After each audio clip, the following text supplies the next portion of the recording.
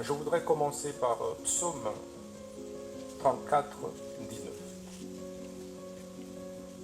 qui dit ceci: le malheur atteint souvent les justes, et Dieu l'en délivre toujours. Le Dieu que je sers depuis mon enfance, avec sincérité, celui pour qui j'ai refusé de me compromettre au ministère de la Justice, en servant les pauvres, les orphelins, les veuves, il est juste et vivant. Il ne m'a jamais abandonné, quelles que soient les épreuves. Je crois en lui et je sais qu'il me viendra au secours, même en dernière minute. C'est pourquoi, ce premier président, je veux également dire que l'histoire me rétablira.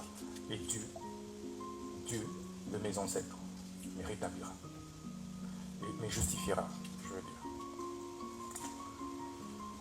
J'ai dû démissionner de mes fonctions de ministre d'État, ministre de la Justice et Garde-sceaux, après avoir rendu des loyaux services à la République, pris autant de risques pour ce pays, face à une guerre d'agression qui était pendante, où tout le monde a lâché. J'étais libre et prêt à donner de ma vie pour cette République. Mais aujourd'hui, cette justice que j'ai servie avec tant d'amour m'a tout arraché, mon honneur, ma crédibilité, ma dignité, mon directeur de cabinet. Mais il y a un adage, un dicton russe qui dit que ceux dont le destin est défini pendu ne se noient pas. Monsieur le Président, ce procès de ma vie était la dernière preuve que j'attendais pour confirmer que j'étais dans le bon, dans la lutte pour la justice juste et équitable pour tous.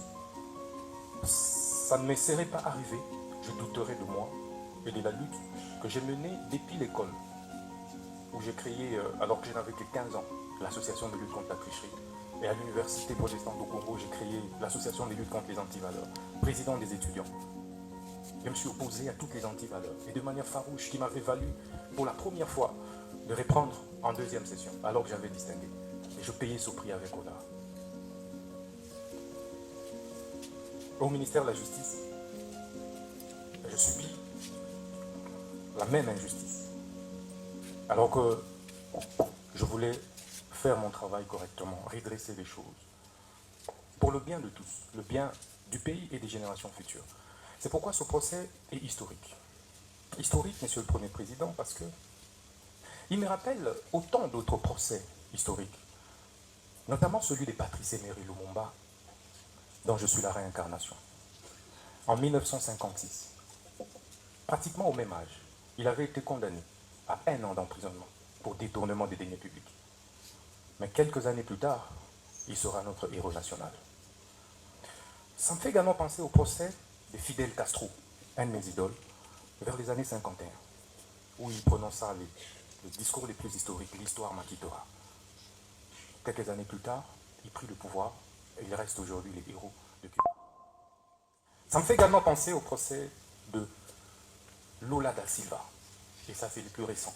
Ancien président brésilien, mais jugé, condamné pour corruption. Et ça, c'est en 2017. Au sortir de la prison, il a été président de la République jusqu'aujourd'hui. Ce procès me fait penser au procès d'Étienne Tshisekedi Lumumba et de ses compagnons de lutte vers les années 80, parce qu'il luttait pour le changement.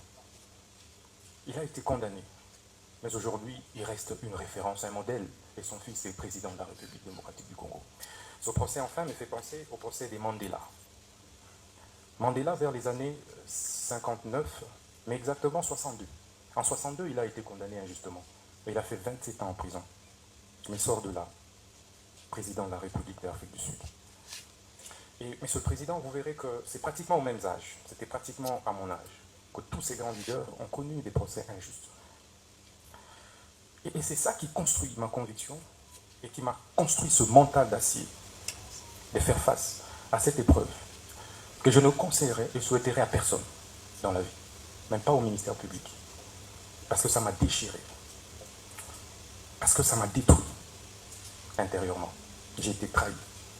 Mais un jour je parlerai. Je suis un homme d'État, je me tais.